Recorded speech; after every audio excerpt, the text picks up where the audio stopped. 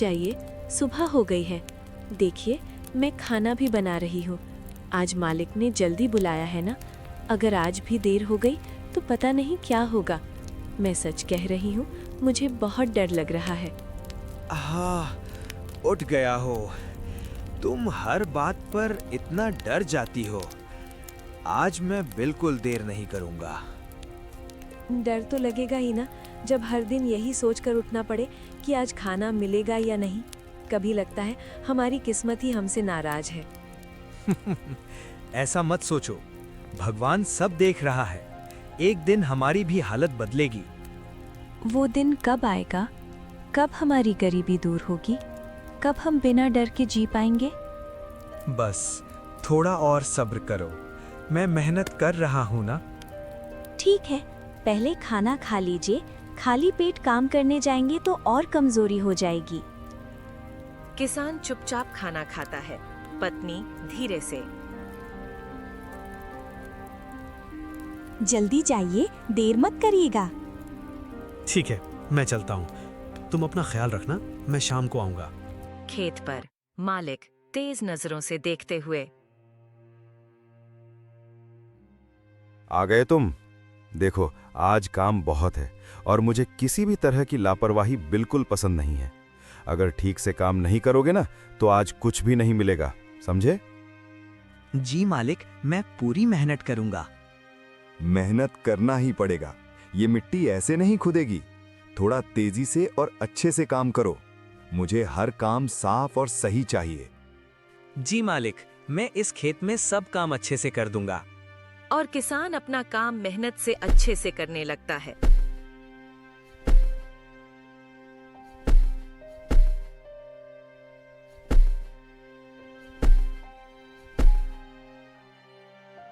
शाम को घर पर पत्नी दरवाजे पर खड़ी इंतजार करते हुए। आ गए जी आप? आज बहुत देर कर दी। मैं कब से आपकी राह देख रही थी। किसान थका हुआ, हाथ में थोड़ा अनाज। हाँ, आज काम ज्यादा था। ये लो, बस इतना ही मिला। कोई बात नहीं, मैं अभी खाना बना देती हूँ। आप बैठ जाइए, बहुत थक गए होंगे। हाँ, आज सच में बहुत थक गया हूँ। तुम खाना बना लो, तब तक मैं आराम कर लेता हूँ थोड़ा। पत्नी चूल्हे के पास बैठते हुए। कभी कभी सोचती हूँ, क्या हमारी जिंदगी हमेशा ऐसी ही रहेगी? क्या हम कभी चैन से जी पाएंगे? ऐसा मत सोचो, एक ना एक दिन तो सब कुछ जरूर ठीक होगा। आप हर बार यही कहते हैं, लेकिन पता नहीं क्यों मुझे आपकी बात पर भरोसा हो जाता है। क्योंकि मैं झूठ नहीं बोलता। बस यही उम्मीद हमें जिंदा रखे हुए है।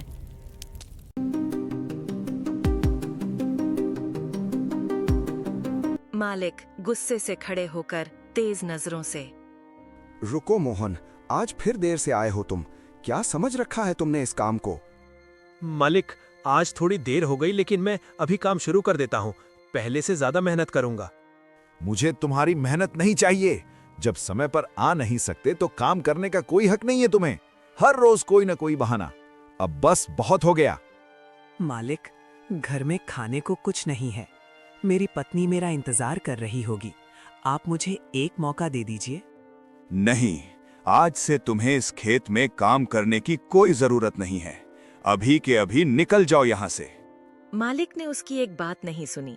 मोहन उदास होकर घर की तरफ लौट गया। मोहन खुद से। अब मैं उसे क्या बताऊंगा, कुछ समझ में नहीं आ रहा। जैसे ही मोहन घर पहुंचता है तो तेज बारिश होने लगती है और बिजली कड़कने लगती है। उसकी पत्नी उसे वापस लौटते हुए देखकर घबरा जाती है।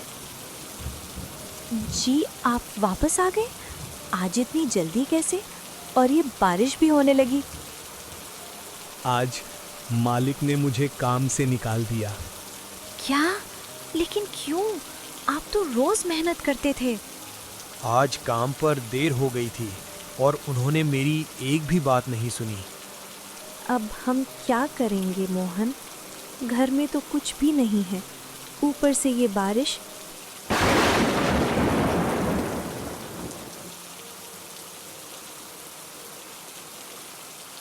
अरे मोहन, बाहर आओ। कहाँ हो तुम? अरे कौन बुला रहा है? लगता है ये सेठ जी की आवाज है। तुम यहीं रुको, मैं बाहर देखता हूँ। मोहन, मेरा घोड़ा जंगल में कहीं भाग गया है। अभी के अभी जाओ और उसे ढूंढ कर वापस लाओ। मोहन हिचकिचाते हुए। सेठ जी, अभी बहुत तेज बारिश हो रही है और जंगल में अंधेरा भी हो जाएगा। मैं सुबह जाकर ढूंढ लाता हूँ। सेठ कड़क और धमकी भरे स्वर में। देखो, मुझे कोई बहाना नहीं चाहिए। अगर तुम मेरा घोड़ा ढूंढ कर लाते हो तो मैं तुम्हें इनाम में कुछ अनाज और कुछ पैसे दूंगा। अगर नहीं ढूंढ के लाते हो तो मैं तुम्हें इस जगह से निकलवा दूंगा। मोहन बेबस होकर धीमे स्वर में। ठीक है सेठ जी, मैं अभी जाता हूँ। पत्नी अंदर बारिश और तेज हो जाती है। मोहन धीरे धीरे चलते हुए। कहाँ चला गया होगा ये घोड़ा? अचानक बिजली चमकती है। मोहन चौंक कर। ये क्या? जंगल के बीचों बीच एक गुफा।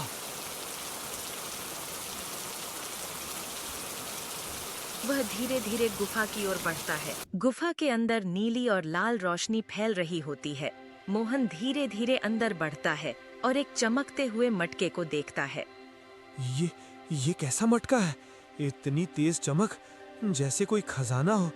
अगर ये सच में कीमती हुआ और मैं इसे बेच दूं तो शायद हमारी सारी गरीबी खत्म हो जाए। से ही मोहन मटके को छूने के लिए हाथ बढ़ाता है।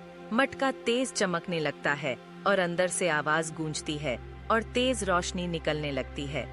यह देखकर मोहन थोड़ा डर जाता है। मैं कोई साधारण मटका नहीं हूँ। मेरे अंदर तुम जो भी चीज डालोगी, मैं उसका कई गुना करके तुम्हें वापस दूंगी। तुम जितना चाहो उतना पा सकते हो, लेकिन ध्यान रखना, जब तुम्हारी इच्छा पूरी हो जाए तो मेरे ऊपर लाल कपड़ा डाल देना। उसके बाद मटके से सामान निकलना बंद हो जाएगा। मटके की बात खत्म होते ही गुफा के बाहर से अचानक घोड़े की आवाज सुनाई देती है और वही खोया हुआ घोड़ा खुद ब खुद गुफा के पास आ जाता है। ये तो वही घोड़ा है। मैंने तो बस सोचा ही था और ये अपने आप यहाँ आ गया। इसका मतलब ये मटका सच में जादुई है। अब हमारी सारी परेशानी खत्म हो सकती है। हमें कभी भूखा नहीं रहना पड़ेगा। मोहन कुछ पल सोचता है, फिर मटके को उठाने का फैसला करता है। अब ये मटका मेरे साथ जाएगा। यही हमारी किस्मत बदल देगा। मोहन घोड़े की रस्सी पकड़ता है और मटके को उठाकर गुफा से बाहर निकलता है। झोपड़ी के बाहर पत्नी चिंतित होकर। मैं कब से आपका इंतजार कर रही थी। ये घोड़ा मिल गया है, पर ये मटका कहाँ से मिला आपको? और ये कितना चमक रहा है। मोहन उत्साह और रहस्य के साथ। हाँ, घोड़ा मिल गया, लेकिन उससे भी बड़ी चीज मिली है। ये मटका जादुई है। इसके अंदर जो भी डालो, ये उसे कई गुना बढ़ा कर देता है। और जब जरूरत पूरी हो जाए तो इसके ऊपर लाल कपड़ा डालना होता है, तब ये रुक जाता है। पत्नी हैरानी और हल्के डर के साथ। सच में? अगर ऐसा है तो हमारी जिंदगी सच में बदल सकती है। हाँ, अब सब ठीक होगा। अब हमें भूखे पेट नहीं सोना पड़ेगा। दोनों मटके को देखते रहते हैं और एक बार आजमाने की कोशिश करते हैं। झोपड़ी के बाहर दरवाजे के पास नौकर चुपचाप खड़ा सब सुन रहा होता है। नौकर धीरे खुद से फुसफुसाते हुए। ओह, तो ये बात है। एक जादुई मटका जो चीजों को कई गुना बढ़ा देता है।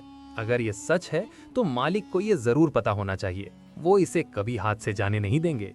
नौकर जल्दी जल्दी वहां से निकल जाता है सेठ के बड़े घर पर।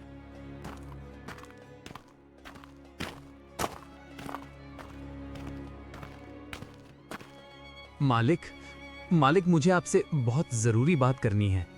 सेठ कुर्सी पर बैठे हुए गंभीर स्वर में। क्या बात है? इतनी घबराहट क्यों है? साफ साफ बताओ। मालिक, वो मोहन जो गरीब किसान है, उसके घर में एक जादुई मटका है। मैं खुद अपने कानों से सुनकर आया हूँ। वो कह रहा था कि उस मटके में जो भी डालो वो कई गुना बढ़ जाता है। क्या बात कर रहे हो? क्या सच में ऐसा मटका है? और वो उसके पास कैसे आया? मालिक, वो कह रहा था कि उसे जंगल में मिला और अभी वही मटका उसके घर में रखा है। जंगल की चीज और एक गरीब आदमी के पास, ये तो बिल्कुल ठीक नहीं है। ऐसी चीज का असली हकदार तो मैं हूं। जी मालिक, मैंने भी यही सोचा, इसीलिए तुरंत आपको बताने आ गया। सुनो, वो मटका अब ज्यादा देर तक उसके पास नहीं रहेगा। हम उसे लेकर आएंगे, चाहे जैसे भी हो। लेकिन मालिक, अगर वो देने से मना कर दे तो छीन लेंगे। एक गरीब आदमी हमारी बराबरी करेगा? उसकी इतनी हिम्मत नहीं है कि वो हमें मना कर सके। तैयार हो जाओ, कल सुबह हम उसके घर जाएंगे और वो मटका लेकर ही लौटेंगे। जी मालिक, जैसा आप कहें। सेठ के चेहरे पर लालच साफ नजर आता है। मोहन की झोपड़ी के बाहर सेठ और उसका नौकर दोबारा आते हैं। सेठ तेज और आरोप भरे स्वर में, मोहन, बाहर आओ। आज तुमसे साफ साफ बात करनी है। अब सच छुपाने से कुछ नहीं होगा। मोहन बाहर आकर घबराहट में, सेठ जी, अब क्या हुआ? क्यों इतने गुस्से से बुला रहे हो? तुमने जंगल से एक चीज चुराई है और वो चीज तुम्हारे पास नहीं रह सकती, समझे तुम? अब सच बताओ, वो मटका कहां से ले आए हो? नहीं सेठ जी, मैंने कुछ भी नहीं चुराया। वो मटका मुझे जंगल की एक गुफा में मिला था। मैंने उसे किसी से छीना नहीं। झूठ बोल रहे हो तुम। जंगल से मिली हर चीज गांव के मुखिया की होती है और तुमने उसे छुपा कर रखा। ये चोरी ही है। नहीं सेठ जी, मैं सच कह रहा हूँ। वो मुझे मिला था और अब वो हमारा सहारा है। मैं उसे नहीं दे सकता। हाँ सेठ जी, वो मटका हमारा है। हम बहुत मुश्किल में हैं। वही हमारी आखिरी उम्मीद है। आप उसे हमसे मत लीजिए। उम्मीद? तुम्हारी उम्मीद अब खत्म। तुमने जो चीज चुराई है वो तुम्हारे पास नहीं रहेगी। वो मटका अब मेरे घर जाएगा, वहीं उसका सही इस्तेमाल होगा। नहीं सेठ जी, मैं मटका नहीं दूंगा, चाहे कुछ भी हो जाए। वो मेरा है। अच्छा, अब तुम मुझसे टकराओगे? ठीक है, फिर जो होगा उसके लिए खुद जिम्मेदार रहना। कृपया ऐसा मत कीजिए। हम गरीब हैं लेकिन चोर नहीं हैं। ये हमारा हक है। बस, बहुत हो गया। अब ये मटका हमें ही मिलेगा। सेठ इशारा करता है और जबरदस्ती मटका छीन लिया। नहीं, ऐसा मत कीजिए सेठ जी। हमारी आखिरी उम्मीद मत छीनिए। अब ये मटका मेरे पास रहेगा। तुम जैसे लोगों के पास इसकी कोई कीमत नहीं। सेठ और उसका नौकर मटका लेकर चले जाते हैं। सब खत्म हो गया मोहन। अब हमारे पास कुछ भी नहीं बचा। हमारी किस्मत इतनी बुरी क्यों है? पता नहीं। सेठ मटके को सामने रखते हुए गर्व और खुशी के साथ, आखिरकार हमने वो मटका हासिल कर ही लिया। अब देखना हमारी किस्मत कैसे बदलती है। अब कोई हमें रोक नहीं सकता। हाँ मालिक, आपने बिल्कुल सही कहा, लेकिन एक बात है, हमें पहले इसे परखना चाहिए। देखना होगा कि ये सच में काम करता है या नहीं, तभी तो हमें यकीन होगा। ठीक है, अभी पता चल जाएगा। सेठ कुछ पैसे लाकर मटके में डालता है। मटका चमकने लगता है, रोशनी फैलती है और थोड़ी ही देर में कई गुना पैसे बाहर आ जाते हैं। फिर अचानक मटका खुद ही रुक जाता है। मालिक, ये सच में काम कर रहा है। देखिए कितने सारे पैसे हो गए। अब कोई हमें नहीं रोक सकता। अब मैं इस पूरे इलाके का सबसे अमीर इंसान बन जाऊंगा। सब मेरे आगे झुकेंगे। कुछ देर बाद सेठ थोड़ा थक कर, अरे, प्यास लग गई। वह पानी का गिलास उठाकर पीता है और जैसे ही गिलास नीचे रखने लगता है, गिलास हाथ से फिसलकर सीधे मटके में गिर जाता है। अरे, ये क्या हो गया? अचानक मटका चमकने लगता है और उसमें से पानी निकलना शुरू हो जाता है। मालिक, ये पानी ये रुक क्यों नहीं रहा? ये तो और तेज हो रहा है। इसे कैसे रोके? मुझे नहीं पता मालिक, ये तो लगातार निकलता ही जा रहा है। पानी तेजी से कमरे में भरने लगता है। सेठ घबराकर दरवाजा खोलो, जल्दी खोलो। नौकर दरवाजा खींचते हुए मालिक, दरवाजा नहीं खुल रहा, पानी के दबाव से जाम हो गया है, हम फंस गए हैं। पानी पूरे कमरे में भर जाता है, फिर धीरे धीरे पूरी हवेली में फैलने लगता है। हवेली के बाहर पानी बहकर बाहर आने लगता है। एक आदमी भागते हुए घबराहट में, अरे ये क्या हो रहा है? सेठ के घर से इतना पानी क्यों निकल रहा है? जल्दी किसी को बुलाओ। वह आदमी दौड़ते दौड़ते मोहन की झोपड़ी पर पहुंचा। मोहन, जल्दी आओ, सेठ का घर पानी से भर गया है, बहुत तेज पानी निकल रहा है, पूरा घर डूब रहा है। क्या? पानी? ये कैसे हो सकता है? ओ नहीं, सेठ को ये नहीं पता कि जब मटके से कुछ ज्यादा निकलने लगे तो उसे रोकने के लिए उसके ऊपर लाल कपड़ा डालना पड़ता है।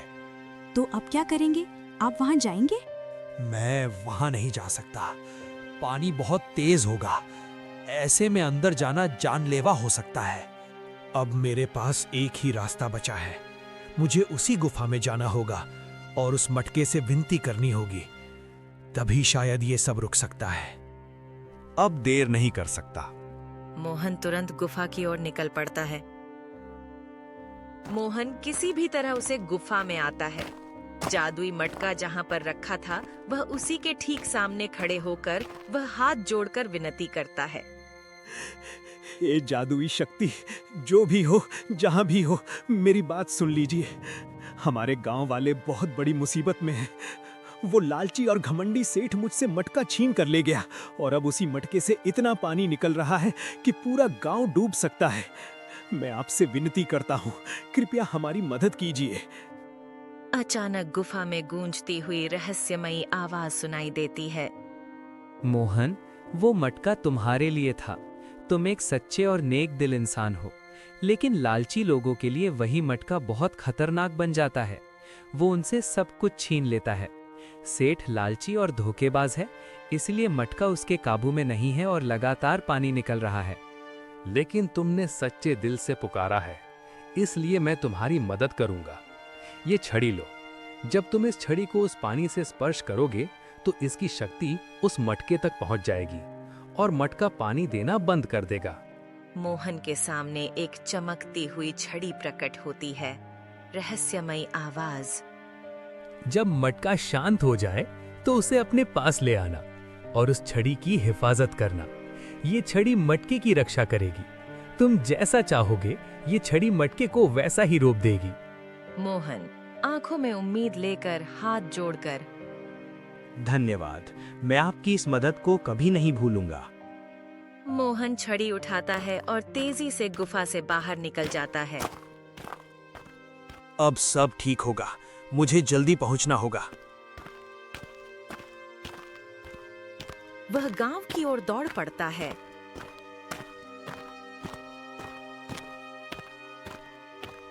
मोहन किसी भी तरह भागता हुआ सेठ के घर के सामने पहुंचता है।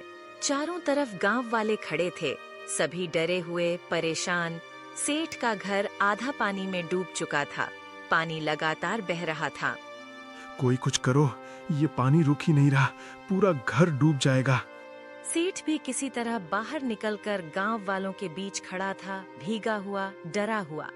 सेठ हाथ जोड़कर डर और पछतावे में, मोहन, अब सिर्फ तुम ही कुछ कर सकते हो। वो मटका मेरे बस में नहीं है, उससे लगातार पानी निकल रहा है। किसी भी तरह इसे बंद कर दो, मैं तुमसे हाथ जोड़कर विनती करता हूँ। मोहन कुछ नहीं बोलता, बस गंभीर होकर आगे बढ़ता है। वह धीरे धीरे पानी में उतरता है, हाथ में छड़ी कसकर पकड़े हुए। मोहन छड़ी को पानी में स्पर्श कराता है। छड़ी से एक जादुई प्रकाश निकलता है, लहरों की तरह फैलता है और पानी के रास्ते हवेली के अंदर रखे मटके तक पहुंचता है। मटके से भी चमक उठती है, फिर अचानक वह शांत हो जाता है। कुछ देर तक सब चुपचाप देखते रहते हैं। धीरे धीरे पानी बढ़ना बंद हो जाता है। कुछ घंटों बाद पानी कम होने लगता है और धीरे धीरे पूरा पानी हट जाता है। गांव वाले राहत की सांस लेते हुए।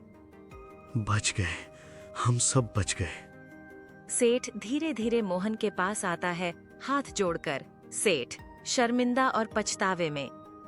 मुझे माफ कर दो, मैंने तुम्हारे साथ बहुत गलत किया। लालच में आकर मैंने तुम्हारा हक छीन लिया और पूरे गांव को मुसीबत में डाल दिया। आज के बाद मैं कभी ऐसा नहीं करूंगा। ये मटका तुम्हारा ही है, वहीं तुम्हारे पास सुरक्षित रहेगा। सेठ जी, गलती हर इंसान से होती है, लेकिन जो अपनी गलती मान ले वही सच्चा इंसान होता है। आपने जो किया वो गलत था, लेकिन आज आपको अपनी गलती का एहसास हो गया, बस यही सबसे बड़ी बात है। आगे से कभी किसी का हक मत छीनिए और अपनी ताकत का गलत इस्तेमाल मत करिए। तुम सही कह रहे हो मोहन। सेठ अंदर जाता है। कुछ देर बाद मटका लेकर बाहर आता है। वह मटका दोनों हाथों से उठाकर मोहन की ओर बढ़ाता है। ये मटका तुम्हारा है, इसे संभाल कर रखना और इसका सही इस्तेमाल करना। मोहन दोनों हाथों से मटका लेता है। पत्नी पास खड़ी मुस्कुराती है, आंखों में खुशी और राहत। मोहन और उसकी पत्नी मटका लेकर धीरे धीरे अपने घर की ओर चल पड़ते हैं।